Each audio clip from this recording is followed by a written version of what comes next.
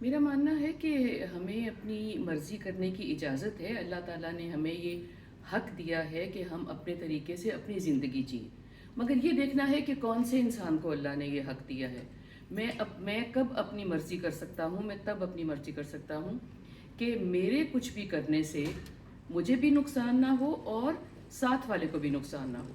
یہ دیکھنے کی بہت زیادہ ضرورت ہے کہ میرا کچھ کرنا اس وقت کے لیے تو بہترین ہے، مگر کیا وہ میری آخرت کے لیے بھی بہترین ہے؟ اور کیا میں اپنا اچھا کرتے کرتے کہیں اپنے ساتھیوں کا برا تو نہیں کر جاتا؟ یہ زندگی کے ہر فیلڈ میں ایسا ہی ہے. صرف ایسا نہیں ہے کہ آپ دین پہ کھڑے ہیں تو غلطی ہو جاتی ہے، آپ دنیا پہ کھڑے ہیں تو غلطی ہو جاتی ہے، آپ ریلیشن شپ پہ کھڑے ہیں تو غلطی ہو جاتی ہے. ہر جگہ پہ غلطی ہو جاتی ہے. آپ ضرور کہیں کہ میں اور میری مرضی، مگر کیا آپ نے اپنے اوپر، اپنے دل و دماغ کے اوپر، اپنی سوچوں کے اوپر، اپنی تحقیق کے اوپر یہ کام کیا ہے کہ آپ یہ جگہ کوالیفائی کریں کہ میں اور میری مرضی؟ کہیں آپ کا بہت زیادہ نقصان تو نہیں ہونے والا؟